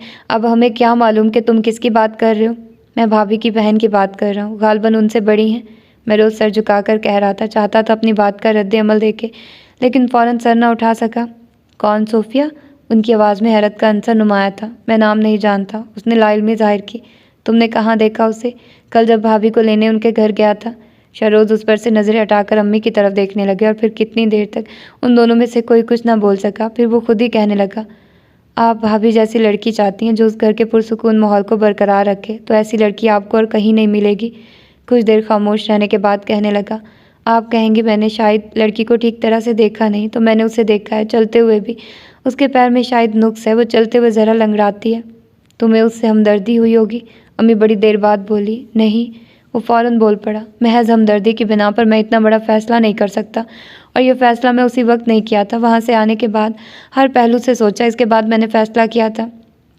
बात के इख्तिताम पर वो अम्मी की तरफ देखने लगा तो वो कहने लगी, बेटा मुझे तुम्हारी पसंद और तुम्हारे फ़ैसले से कोई इख्तलाफ नहीं और ना एतराज़ है। फिर भी मैं चाहूँगी कि तुम नौजवान हो, जज्बाती भी हो सकते हो, और जज्बात में किए गए फ़ैसले पायदार नहीं होते। बेहतर है कि तुम कुछ वक्त और सोच लो। मुझे सोचने की ज़रूरत नहीं है। हाँ, अगर आपको इख्तलाफ हो या एतराज़ तो आप बाखुशी मेरी पसंद को रिजेक्ट कर सकती हैं। मैं कतई बुरा नहीं मानूंगा और आप जहाँ कहेंगी वहीं शादी भी कर लूँगा। इसके बरक्स अगर मेरी पसंद का सवाल उठाएंगी तो मैं ना सिर्फ आज बल्कि आइंदा भी जब कभी आप मुझसे पूछेंगी उसी का नाम लूँगा। उसकी बात पर अम्मी कुछ देर सोचती रही, फिर शरोज़ से पूछने लगी, तुम क्या कहते हो? मैं क्या कहूँ? वो उल्टा उन्हीं से पूछने लगे। मेरा मतलब है तुम्हारा वहाँ आना जाना, तुमने उस लड़की को कैसा पाया? मैं वहाँ बहुत तो नहीं जाता, वो दामन बचाते हुए बोले। बहरहाल आप खुद सोच सकती हैं कि एक ही घर में और एक ही माहौल में परवान चढ़ने वाली लड़कियाँ बहुत ज़्यादा मुख्तलिफ तो नहीं होंगी। कदर तवक्कुफ़ के बाद कहने लगे, वैसे अच्छी लड़की है, बस ज़रा एहसास कमतरी का शिकार है। यह एहसास कमतरी उन लोगों ने बख्शा होगा जो उसे देख कर रिजेक्ट कर देते होंगे, महज ज़रा से नुक्स की बिना पर। मैं रोज़ की बात पर अम्मी हल्के से मुस्कुराई, जान गई थी कि उसके पास हर बात का जवाब मौजूद होगा। बहरहाल बेटा, मुझे खुशी है कि तुम उस नुक्स के साथ उसे कबूल कर रहे हो, और एक बात याद रखना कि ज़िंदगी में कभी तुमने इस नुक्स की बिना पर उसकी दिल आज़ारी की तो मैं तुम्हें कभी माफ़ नहीं करूँगी। ऐसा कभी नहीं होगा अम्मी, वो उनके कंधे पर सर टिकाकर बोला। फिर ये सिलसिला कब शुरू कर रही हैं? शरोज़ अम्मी को रजामंद देखकर पूछने लगे। नेक काम में देर नहीं होनी चाहिए। महरोज़ के फ़ौरन बोलने पर शहरोज़ और अम्मी बेसाख्ता हंस पड़े। इसी वक्त निदा नाश्ते के लिए बुलाने आ गई तो अम्मी उससे कहने लगी, बेटा अपनी भाभी को भी उठा दो, नाश्ता हमारे साथ करे, फिर बेशक सो जाए। निदा सर हिलाती हुई चली गई। वो उठ चुकी थी और अब कमरे से निकलने ही वाली थी कि निदा को देखकर माजरत करती हुई बोली, सॉरी मुझे उठने में कुछ देर हो गई। ज़्यादा देर नहीं हुई, हम लोग भी अब नाश्ता करने जा रहे हैं। अच्छा। वो घड़ी देखते हुए निदा के साथ आ गई। फिर नाश्ते के दौरान महरोज़ उसे मुखातिब करके कहने लगा, भाभी आज अम्मी आपके घर जा रही हैं। मेरे घर? वो सवालिया नज़रों से देखने लगी। मेरा मतलब है आपके मैके। वो उसके सवाल का जवाब देता हुआ बोला। अच्छा। वो अच्छा कहकर चुप हो गई। क्या बात है? आप पूछेंगी नहीं किस लिए? शहरोज़ के टोकने पर पहले उसने उनकी तरफ देखा, फिर महरोज़ और निदा पर से होती हुई उसकी नज़रें अम्मी पर जा ठहरी। बेटा मैं तुम्हारी बहन सोफिया के लिए जाना चाहती हूँ। छोटी आपा के लिए? उसके होंठों ने बेआवाज़ जुम्बिश की और फौरी तौर पर अम्मी के बात का मतलब समझ में नहीं आया।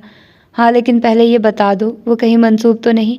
फ़ौरन उसकी समझ में आ गया। नफ़ी में सर हिलाती हुई बोली, नहीं। लेकिन आप किस लिए जाना चाहती हैं? जाहिर है अब इस घर में सिर्फ महरोज़ ही रह गया है। महरोज़?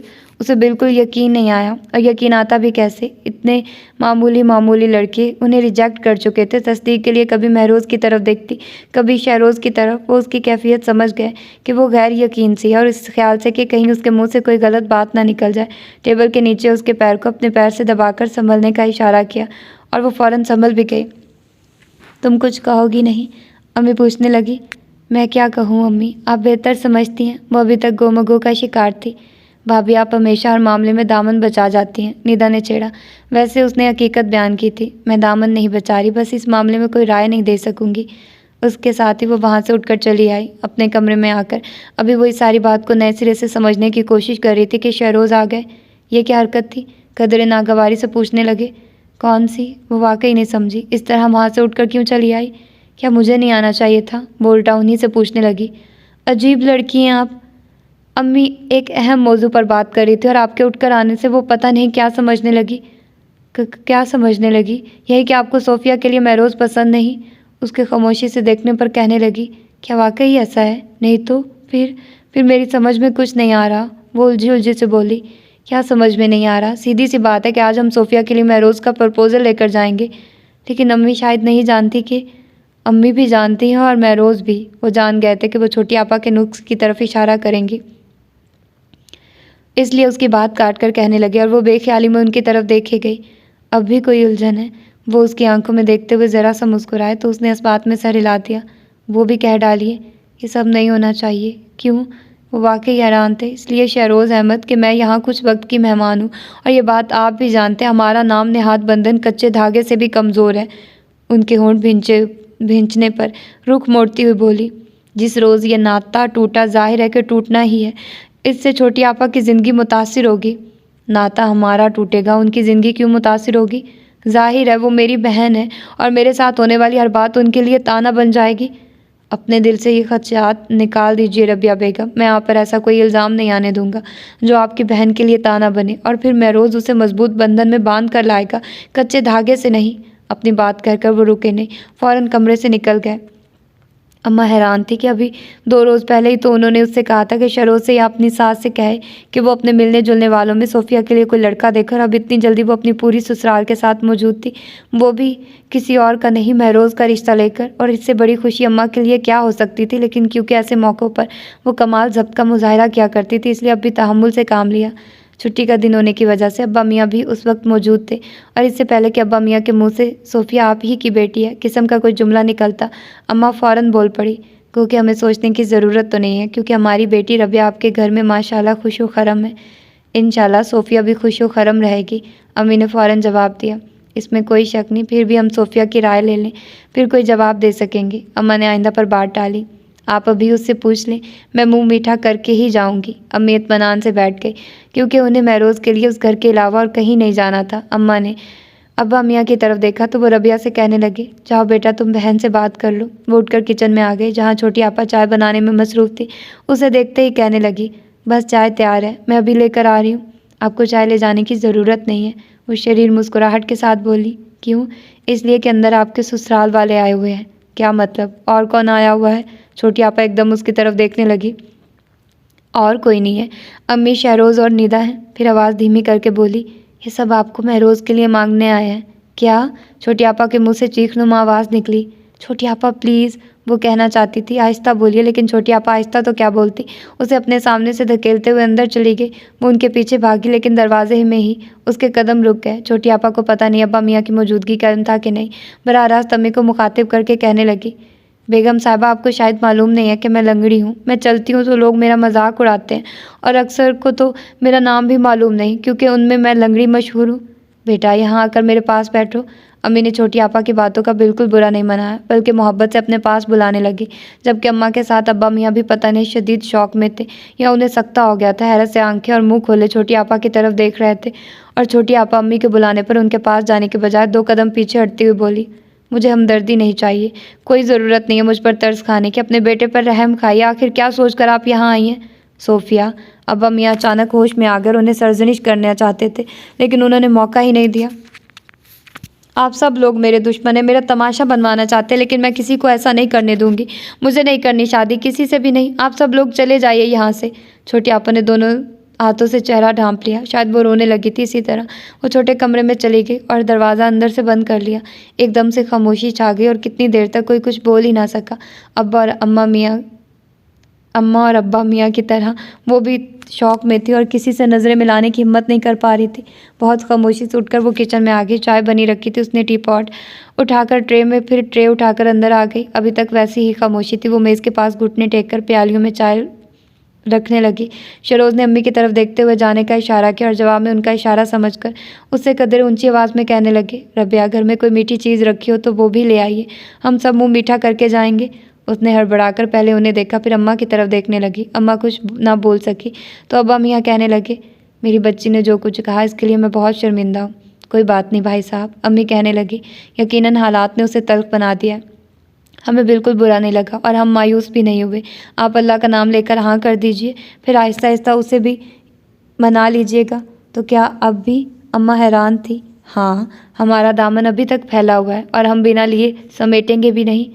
हम हामी भर लें, और वही ना माने फिर वो मान जाएगी, जब उसे ये यकीन मिल जाएगा कि हम वाकई उसके तलबगार हैं। खलूसे दिल से हमने उसकी ज़ात की अच्छाइयों को पा लिया, जिनकी रोशनी से हम अपने घर में उजाला करना चाहते हैं। अम्मा और अब्बा मियाँ के साथ साथ वो भी उनकी अजमतों के सामने सर झुकाकर रह गई। शरोज़ बेटा, ड्राइवर से कह दो अच्छी सी मिठाई लेकर आए। उन्होंने माहौल पर छाई अफसुर्दगी को कम करने की गर्ज से मुस्कुराकर कहा तो वो फ़ौरन खड़े हो गए। मैं खुद लेकर आता हूँ। फिर जाते जाते उसे कहने लगे, रवि, आप ज़रा दोबारा चाय बनाने की जहमत कर लें। जी। वो फ़ौरन बर्तन समेटने लगी तो अम्मी के इशारे पर निदा भी उसके साथ मिल गई। फिर उसके साथ किचन में आई। वो बहुत खामोश हो गई थी, और निदा से भी नज़र मिलाने की हिम्मत नहीं हुई। खामोशी से चाय का पानी चूल्हे पर रखा और चाय के बर्तन धोकर दोबारा ट्रे में रखने लगी।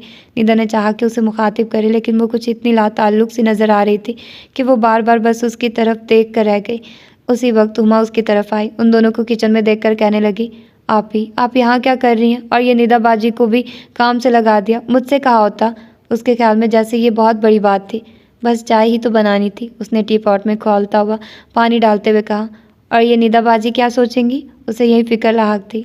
मैं कुछ नहीं सोचूंगी। निदा ने मुस्कुराते हुए उसका गाल थपथपाया। तुम ये बताओ सोफिया बाजी को क्या हुआ है? कहाँ है? छोटे कमरे में। क्या मैं उनके पास जा सकती हूँ?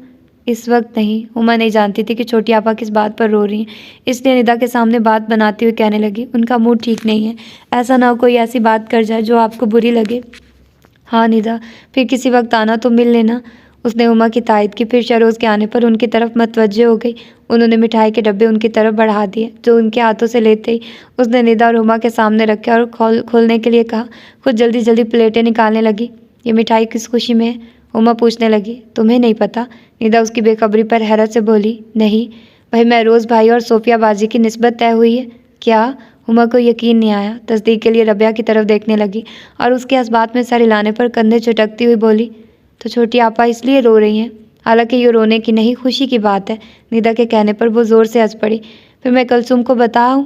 कहती हुई अंदर भाग गई। उसने एक ट्रे निदा के हाथों पर रखी और दूसरी खुद उठाकर अंदर चली आई। अंदर का माहौल काफ़ी हद तक खुशगवार हो गया था। अभी कुछ देर पहले यहाँ से निकलते हुए उसने अम्मा और अब्बा मियाँ के चेहरे पर जो शर्मिंदगी के बादल देखे थे वो छट चुके थे और यकीनन ये अम्मी का कमाल था। उसने अब्बा मियाँ से इजाज़त लेकर मिठाई की प्लेट अम्मी की तरफ बढ़ा दी।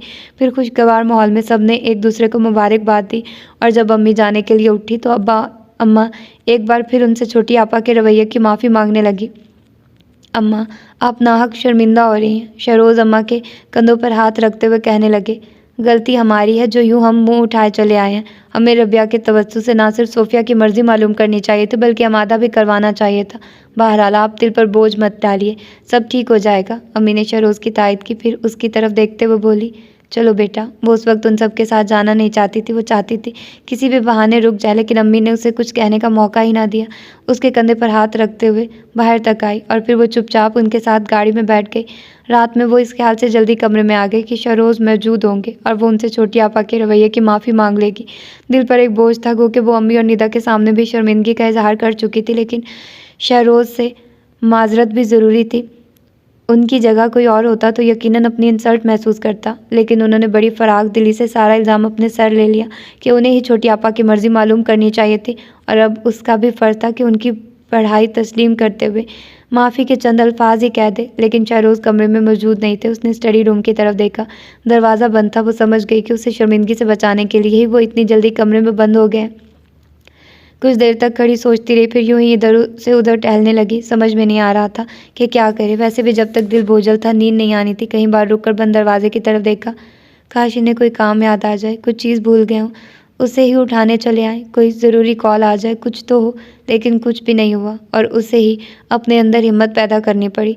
बेआवाज़ कदमों से चलती हुई दरवाजे तक आई और कुछ देर के लिए सांस रोककर दरवाजे से कान लगाए की कोशिश करने लगी कि आया वो सो रहे हैं या कोई काम कर रहे हैं। फिर अंदर हल्की सी आहट महसूस करके उसने इत्मीनान का सांस लिया और दरवाजे पर हल्की सी दस्तक दे डाली। ज़्यादा इंतज़ार नहीं करना पड़ा, फ़ौरन ही दरवाज़ा खुल गया और उसे देखकर हल्की आवाज़ में पूछने लगे, एनी प्रॉब्लम? उसने यूं ही बेख्याली में इस बात में सर हिला दिया तो वो पूरा दरवाज़ा खोलकर कमरे में पहले इधर उधर का जायज़ा लेकर अपना इत्मीनान किया। फिर उसकी तरफ देखते हुए बोले, क्या बात है? मुझे आपसे कुछ बात करनी है, लेकिन प्लीज़ पहले आप बैठ जाइए। वो कंधे उचकाते हुए बैठ गया और सवालिया नज़रें उसके चेहरे पर जमा दी। अब उसकी समझ में नहीं आ रहा था बात शुरू किस तरह करें। जो भी बात है सुबह कर लीजिएगा। वो उसे गोमगो की हालत में देखकर उठने लगे कि उसने रोक लिया। नहीं, इस तरह मुझे नींद नहीं आएगी। अच्छा, वो हंसे। अगर सोने के लिए अपनी बात कहनी ज़रूरी है तो जल्दी से कह डालिए। मैं छोटी आपा की वजह से बहुत शर्मिंदा हूँ। वो भी जल्दी से कह गई। रबिया, वो एकदम संजीदा हो गए। सोफिया का तर्ज अमल बिल्कुल फितरी था। उनकी जगह कोई और या मैं ही होता तो ऐसा ही करता। ये तो अपनी अपनी समझ की बात है, कोई जान लेता और कोई जान नहीं पाता। बहरहाल आप अपने दिल पर बोझ मत डालिए। मैंने अम्मी या निदा में से किसी ने आपसे कुछ कहा नहीं, तो फिर आप क्यों खामखा शर्मिंदा हो रही हैं? उसके खामोशी से देखते रहने पर कहने लगे, मैं जानता हूँ आइंदा भी वो ऐसा ही करेगी, और अगर हम उसे अपनी हद तक महसूस करके वहाँ जाना छोड़ दें तो इस तरह मसला हल नहीं होगा। हमें उन्हें समझाने के साथ ये यकीन दिलाना है कि हम उन पर तरस नहीं खा रहे हैं, समझिए आप। वो उसी तरह खामोशी से सर झुका गई। आप परेशान ना हो, सब ठीक हो जाएगा। वो उठ खड़े हुए फिर स्टडी रूम में जाने लगे। जाने से पहले हल्की मुस्कुराहट के साथ बोले थे, मेरा ख्याल है अब आप सो सकेंगी। शहरोज़ अहमद ने बड़ी आसानी से कह दिया था कि सब ठीक हो जाएगा, लेकिन अब उसे यूँ लग रहा था जैसे दुनिया का मुश्किल तरीन काम छोटी आपा को समझाना है। इस वाक़ये के कोई हफ्ता भर बाद वो अम्मी के कहने पर महज उसी सिलसिले में अम्मा के घर रहने आई थी कि छोटी आपा को इस रिश्ते पर रजामंद कर सके। लेकिन छोटी आपा तो उसकी शक्ल देखते ही मुँह फेर कर किचन में चली गई। उसे बेहद दुख हुआ। गुमान में भी नहीं था कि छोटी आपा उससे भी नाराज़ हो सकती हैं। अम्मा की तरफ देखा तो उन्होंने इशारे से मना किया कि फ़िलहाल उसे ना छेड़ो, लेकिन उसे चैन नहीं आया। कुछ देर अम्मा के पास बैठकर बहाने से किचन में चली गई। छोटी आपा पीढ़ी पर बैठी चावल चुन रही थी। यूं ही बिना प्यास के एक गिलास पानी पिया, फिर अंदर ही अंदर डरती हुई दूसरी पीढ़ी खींचकर उनके सामने बैठ गई। छोटी आपा ने कोई नोटिस नहीं लिया, बदस्तूर अपने काम में मसरूफ़ रही। छोटी आपा मुझसे क्यों खफा है? उसके पूछने पर उन्होंने गुस्से से चावलों की ट्रे एक तरफ रखी और उठने को थी कि उसने उनके घुटनों पर हाथ रख दिए। छोटी आपा, प्लीज़ मेरा कसूर बताइए, मैंने क्या किया है? ये सारा किया धरा तुम्हारा है, वो दांत पीसती हुई बोली। बहुत शौक है मेरी अम्मा बनने का। मैं बताती हूँ, तुम्हें शर्म ना आई अपनी सास से मेरे लिए बर मांगते हुए? क्या कह रही हैं आप? वो सदमे से जैसे रो देने को थी। तुम अच्छी तरह जानती हो मैं क्या कह रही हूँ। क्या उस दिन अम्मा तुमसे ये नहीं कह रही थी कि शहरोज से या अपनी सास से मेरे लिए बात करो, और 2 ही दिन बाद तुम उन सबको लेकर आ गई? गुस्से से छोटी आपा का चेहरा लाल हो गया था। ये सही है कि अम्मा ने मुझसे कहा था, लेकिन यकीन करें मैंने तो अभी किसी से तज़किरा भी नहीं किया था कि लोग खुद ही ये बात छिड़ गई। झूठ बोलती हो तुम, वो सख्ती से अपनी बात पर कायम रहते हुए बोली। जो चाहे कसम ले ले, और फिर आप ही सोचिए, क्या ऐसा हो सकता है कि इधर मैं बात करूं और उधर वो तैयार हो जाए? तुमने मिन्नत की होगी या अपना हक इस्तेमाल किया होगा। हक? कैसा हक? मेरा कोई हक नहीं है उन पर, वो बिला इरादा ही कह गई। और शुक्र के छोटी आपा ने उसकी बात पकड़ी नहीं। कहने लगी, चहेती बहू हो उस घर की, और मैं जानती हूँ वो लोग तुम्हारी बात नहीं टालते। ठीक है, वो मेरी बात नहीं टालते, लेकिन ऐसा भी नहीं है कि इधर मैं मुँह से बात निकालूँ और उधर मेरी बात पूरी करने के लिए तैयार हो जाए। आखिर कुछ वक्त तो सोचने में भी लगता है। तुम कुछ भी कह लो रबिया, मैं नहीं मानूंगी। मुझे यकीन है कि वो तुम्हारे कहने पर यहाँ आए हैं, वरना अपने बेटे के लिए लड़कियों की क्या कमी? छोटी आपा, वो रोने लगी। आप बेशक हामी ना भरे, लेकिन मुझे इल्ज़ाम तो ना दे। बाखुदा मैंने आज तक अपने घर का कोई छोटा सा मसला भी शहरोज़ अहमद के सामने नहीं रखा। आप मेरा यकीन करें, मैं कभी भी उनसे या उनके किसी से भी आपके बारे में बात नहीं कर सकती थी। फिर उन्हें क्या बावले कुत्ते ने काटा कि अच्छी भली लड़कियों को छोड़कर मुझ लंगड़ी के लिए चले आए? वो बेहद तल्ख लहजे में बोल रही थी। खुदा के लिए छोटी आपा, आप अपने आप को इस तरह मत कहा करें, मुझे बेहद तकलीफ़ होती है। वो और ज़ोर से रोने लगी। मेरे बस में होता तो मैं अपनी टांगें काट कर आपकी लगा देती। रबिया, अब ऐसा भी नहीं था कि वो यूँ बिलक बिलक कर रोए और छोटी आपा पत्थर बनी बैठी रहे। उसके कंधे पर हाथ रखकर कहने लगी, इस तरह तो मत रो। फिर क्या करूं, आप मेरा यकीन जो नहीं कर रही? वो रोते हुए बोली। यकीन दिलाने के लिए रोना ज़रूरी है क्या? वो भी जिद कर देती थी। फिर और कौन सा तरीका इख्तियार करूं? वो सादगी से पूछने लगी। मज़ीद कोई तरीका मत आजमाओ, मैं मान लेती हूँ कि तुमने कुछ नहीं कहा होगा। छोटी आपा के सपाट लहजे पर वो आंसू पूंछती हुई बोली, आप मेरा दिल रखने की खातिर ऐसा कह रही हैं? नहीं भाई, मैंने तुम्हारा यकीन कर लिया है, लेकिन प्लीज़ अब इस मौजू पर कोई बात मत करना। इसलिए फ़िलहाल यही बहुत था कि छोटी आपा उसका यकीन करके अब खफा नहीं हो रही थी। उसने सोचा फिर किसी दिन उनका मूड खुशगवार देखकर बात करने की कोशिश करेंगी। दुपट्टे के पल्लू से चेहरा साफ करती हुई मूड बदलने की गर्ज से पूछने लगी, क्या पकाने जा रही थी? दाल चावल। लेकिन अब तुम आ गई हो तो कुछ और? नहीं भाई, मैं तो दाल चावल ही खाऊंगी। वो फ़ौरन बोल पड़ी। शहरोज़ भाई नहीं आएंगे? इस वक्त तो नहीं आएंगे, और शाम में भी आते हैं तो कौन सा खाने के लिए रुक जाते हैं। छोटी आपा कुछ देर तक उसकी तरफ देखती रही, फिर दोबारा चावल की ट्रे उठाती हुई कहने लगी, अच्छा अब तुम अंदर जाकर बैठो। नहीं, मैं यहीं ठीक हूँ, लाइए चावल मैं चुन देती हूँ, आप जब तक दाल चढ़ा लें। उसे छोटी आपा के मना करने के बावजूद चावल की ट्रे उनके हाथों से ले ली। फिर खाना पकने तक वहीं बैठी रही और उनके साथ ही अंदर आई थी। शाम में शहरोज़ आए। हस्बे साबिक कुछ देर बैठे। बस एक फ़र्ज़ जो उनके ख्याल में उन्हें निभाना था, निभा लिया। इस दौरान छोटी आपा उनके सामने नहीं आई, और पहली बार ऐसा हुआ कि उन्होंने उनके बारे में पूछा भी नहीं। पता नहीं उन्हें ख्याल नहीं आया या जानबूझकर नज़रअंदाज कर गए थे। उस वक्त उसने बिल्कुल ध्यान नहीं दिया कि शायद थोड़े वक्त में भी हर एक के बारे में पूछने वाले इस वक्त छोटी आपा को कैसे नज़रअंदाज कर गए हैं। वो तो जब रात को सोने के लिए लेटी तो छोटी आपा खुद ही उससे पूछने लगी, सुनो, शहरोज़ भाई मेरे बारे में पूछ रहे थे? नहीं। बेख्याली में उसके मुँह से सच निकल गया, लेकिन फिर फ़ौरन संभलते हुए बात बनाने की कोशिश करने लगी। असल में आज वो बहुत अजलत में थे। आपने देखा नहीं कितनी जल्दी उठकर चले गए। उसे ख्याल आया तो पूछने लगी, लेकिन छोटी आपा आप तो उनके सामने आई ही नहीं। कहाँ थी आप? मैं अंदर रही थी, वो दबे लहजे में बोली। क्या शहरोज़ से भी खफा है? मैं उनसे खफा नहीं हूँ, बल्कि शर्मिंदा हूँ। क्यों? रबिया ने अनजान बनकर पूछा। उस रोज़ मैंने बहुत बदतमीज़ी का मुजाहरा किया। पता नहीं वो क्या सोचते होंगे। वो अपने कुछ कहने से बाज रखना चाहती थी कि छोटी आपा मज़ीद कहीं और वो ना कहने लगे। मुझे बाद में एहसास हुआ कि मुझे कम से कम अब्बा मियाँ और शरोज़ भाई का ख्याल तो करना चाहिए था, लेकिन मैं क्या करती, अपने आप में नहीं रही थी। मैंने तो तुम्हारा ख्याल भी नहीं किया। तुम्हारी पोजीशन ससुराल में कितनी ऑकवर्ड हो गई होगी। सच बताओ रबिया, सबने क्या कहा तुमसे? छोटी आपा, उसने चारपाई की पट्टी पर रख के उनके हाथ पर अपना हाथ रख दिया। किसी ने कुछ भी नहीं कहा, यहाँ तक कि मैंने अम्मी, निदा और शरोज़ से अलग अलग माजरत की, लेकिन किसी ने मुझे शर्मिंदा नहीं होने दिया। लेकिन शरोज़ भाई खफा ज़रूर है, क्योंकि आज मैं उनके सामने नहीं गई तो उन्होंने मेरे बारे में पूछा तक नहीं। अरे नहीं छोटी आपा, मैंने बताया ना, वो बहुत उजलत में थे। ख्वाह कितनी उजलत में क्यों ना हो, खड़े खड़े ही सबका अहवाल पूछ लेते हैं। अगर आपको उनकी खफगी का इतना ख्याल है तो एक ज़रा सी हाँ कहकर उनकी खफगी दूर कर दीजिए। वो फ़ौरन मौजू की तरफ आ गई। नहीं रबिया, एक यही नहीं कर सकती। वो जैसे खुद को मजबूर पा रही थी। क्यों क्यों छोटी आपा, आखिर क्या खामी है महरोज़ में?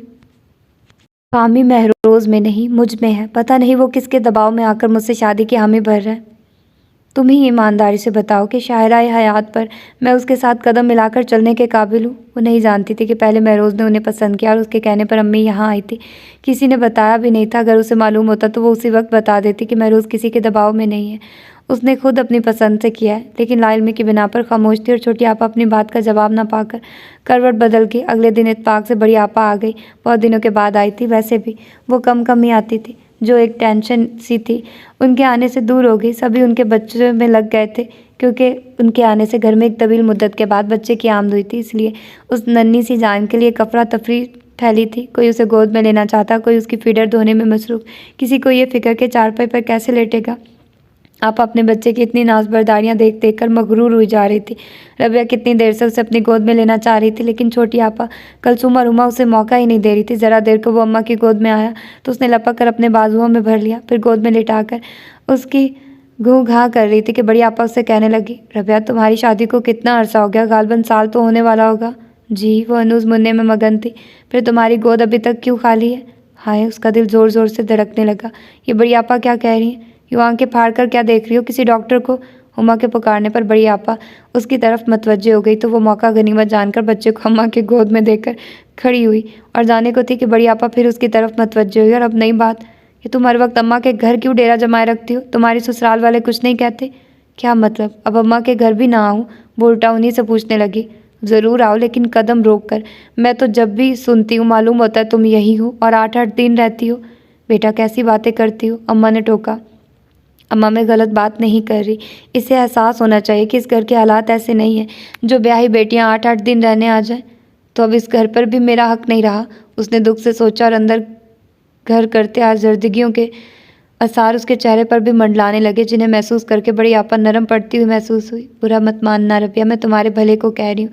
फिर उसका हाथ पकड़कर अपने पास बैठाकर कहने लगी, देखो लड़की का असल घर उसका ससुराल होता है। तुम अगर हर दूसरे दिन भागकर यहाँ आ जाओगी तो अपने घर को इस घर में कभी भी एडजस्ट नहीं कर सकोगी। मैं रोज़ रोज़ कहाँ आती हूँ? अभी भी मैं छोटी आपा की वजह से आई हूँ। क्यों, क्या हुआ सोफिया को? उस पर से होती बड़ी आपा को सवालिया नज़रें अम्मा पर पड़ी तो अम्मा महरोज़ के रिश्ते और छोटी आपा के इनकार की सारी बात कह सुनाई। बड़ी आपा पहले तो हैरान हुई, फिर अपने अंदाज में कहने लगी, सोफिया का दिमाग ख़राब हो गया है क्या? इतने अच्छे रिश्ते से इनकार कर रही है, आखिर चाहती क्या है? इस बात पर इस मौजू पर आकर रुकी तो उसे शुक्र अदा किया। पता नहीं क्या चाहती है। अम्मा आपको उससे पूछने की क्या ज़रूरत थी? मुझसे या रबिया से तो आपने नहीं पूछा था। उसे क्यों इतनी अहमियत दे रही हैं? अहमियत की बात नहीं है बेटा। उस रोज़ तुम मौजूद होती तो देखती कि किस तरह उसने सबके दरमियान आकर मना किया। तुम, मैं और रबिया में तो ऐसी जुर्रत नहीं थी। और मैं तो कहती हूँ कमाल औरत की सास जो उसकी बातें सुनकर भी बुरा नहीं माना बल्कि ज़बरदस्ती मुँह मीठा करके गई। अब भी उन्होंने इसे भेजा है कि बहन को समझाए। उसे खुद समझना चाहिए, बच्ची तो नहीं। और मैं तो कहती हूँ शुक्र करे कि इतने अच्छे लोग हैं, वरना कोई गलत बात मुँह से निकलने से पहले ही बड़ी आपा खामोश हो गई। तुम मुझसे बात कर देखो। अम्मा पूरी उम्मीद नज़रों से देखने लगी। ना भाई, मैं उसके मुंह नहीं लगती। जब आपका रब्बा मियाँ का लिहाज नहीं किया तो मेरा क्या करेगी? बड़ी आपा फ़ौरन दामन बचा गई थी। फिर सरे शाम में दूल्हा भाई आए तो बड़ी आपा उनके साथ चली गई, क्योंकि अम्मा और सब बहनें इसने इसरार किया कि रात के खाने तक रुक जाएं, लेकिन वो नहीं रुकी और उनके जाने पर उसने सब में भी शरोज़ के आने पर उनके साथ चली जाएगी, क्योंकि वो काफ़ी दिन रहने के इरादे से आई थी। आपा ने जिस अंदाज से उसके यहाँ रहने पर एतराज़ किया था, इससे अपना आप कुछ हल्का लगने लगा था। तुम कोशिश करना कि ज़्यादातर अपनी अम्मा के घर रहो, वैसे भी लड़कियां मैके जाती रहती हैं, साकिब हसन ने कहा था। और उस वक्त उसने भी सोचा था कि यही मुनासिब होगा और फिर फ़रार का यही एक रास्ता तो था। आज बड़ी आपा ने पहली रुकावट खड़ी कर दी थी। मैं जब तुम्हारे बारे में सुनती हूँ तो मालूम होता है तुम अम्मा के घर हो। बड़ी आपा की बात उसके दिल में तराजू हो गई थी। हो सकता है अब तक अम्मा ने गौर ना किया हो, लेकिन अब ज़रूर गौर करेंगी। हो सकता है कह भी डालें, इससे पहले कि अम्मा उसके ज़्यादा आने जाने पर मशकूक हो। उसे संभल जाना चाहिए, सोचा। और जैसे ही शरोज़ आए वो बहुत खामोशी से अपना बैग उठा लाई। उनके लिए यकीनन हैरानगी की बात है कि ऐसा तो कभी नहीं हुआ था। हमेशा वहीं चलने के लिए कहते और आज वो बिना कहे ही तैयार हो गई थी। खैरियत, वो कहे बगैर रह ना सके और उसके जवाब ना देने पर कहने लगे, आप तो गालबन हफ्ते भर के लिए आई थी। लहजे में तंज नुमाया था। हाँ, लेकिन अब मैं आपके साथ चलूँगी क्योंकि एक हफ़्ता तो हो गया। पूरा महीना भी रह लूँ तो छोटी आपा को कायल नहीं कर सकूँगी। उसने अपने जाने की वजह यूँ बयान की। है कहाँ सोफिया? वो इधर उधर देखते हुए पूछने लगे। अपने हुजरे में। वो छोटे कमरे की तरफ इशारा करती हुई बोली। नाराज़ हैं? नहीं। चलिए पहले मैं उनसे मिल लूँ, उन्होंने कहा तो वो उन्हें लेकर अंदर आ गई। छोटी आपा अलमारी के पास खड़ी थी। शहरोज़ को आते देखा तो फ़ौरन अलमारी खोलकर सर अंदर कर लिया। वो उनकी उस बात अदा पर अपनी बेसाख्ता मुस्कुराहट को न रोक सके। इत्मीनान से बैठे तो कहने लगे, सोफिया जो भी काम कर रही हैं इसे बात के लिए उठा रखिए और यहाँ मेरे पास आकर बैठिए। और सारी दुनिया में एक शहरोज़ अहमद ही तो थे जिनके सामने छोटी आपा बिला चू चरा हथियार डाल दिया करती थी। उनके पुरवकार लहजे में धीमी धीमी मोहब्बत, नरम नरम शफकत के साथ बड़े भाई का हल्का सा रूप छोटी आपा को मजबूर कर दिया करता था। वो बेबस हो जाती। हमेशा से ये ख्वाहिश रही थी कोई अपना भाई होता, बहुत मोहब्बत करने वाला, बहुत शफीक, जो बात माने तो मनमाने का फ़न भी जानता हो। रोब लेकिन मोहब्बत और मान के साथ, और ये मान शहरोज़ अहमद ने हासिल कर लिया था। वो बहुत खामोशी से अलमारी बंद करके उनके पास आ बैठी। कुछ खफा है? मखसूस नरम लहजे में पूछा। वो नफ़ी में सर हिलाने लगी। रूठने पर पाबंदी नहीं है और रूठना कोई बुरी बात भी नहीं है, उससे अपनायत का एहसास होता है। ऐसे मुझे खुशी है कि आप अपने हक़ के लिए लड़ना जानती हैं। बंदे को बुज़दिल कभी भी नहीं होना चाहिए, वरना मुश्किलात और आजमाइशें मुकद्दर हो जाती हैं। कदर तवक्कुफ़ के बाद कहने लगे, मैं ये तो नहीं कहूँगा कि आप महरोज़ के लिए ज़रूर हामी भर लें, लेकिन ये कहना ज़रूरी समझता हूँ कि आप सोचिए ज़रूर। मैं क्या सोचूं? कुछ भी, लेकिन मस्बत अंदाज से। कोई खुशी दरवाजे पर दस्तक दे तो कान बंद नहीं करने चाहिए, बल्कि बढ़कर दरवाज़ा खोल देना चाहिए, इसलिए कि खुशियाँ मुकद्दर से ही मिलती हैं। हम उन्हें ख़रीद नहीं सकते और ना ही छीन सकते। आप मेरी बात समझ रही हैं ना? जी, लेकिन महरोज़ शहरोज़ भाई, छोटी आपा की समझ में नहीं आया क्या कहें। खामोश मत रहिए, कोई उलझन कोई परेशानी हो तो कह डालिए। मुझे डर लगता है किससे वक्त से जो पहलू बदलता है तो इंसान बदल जाते हैं।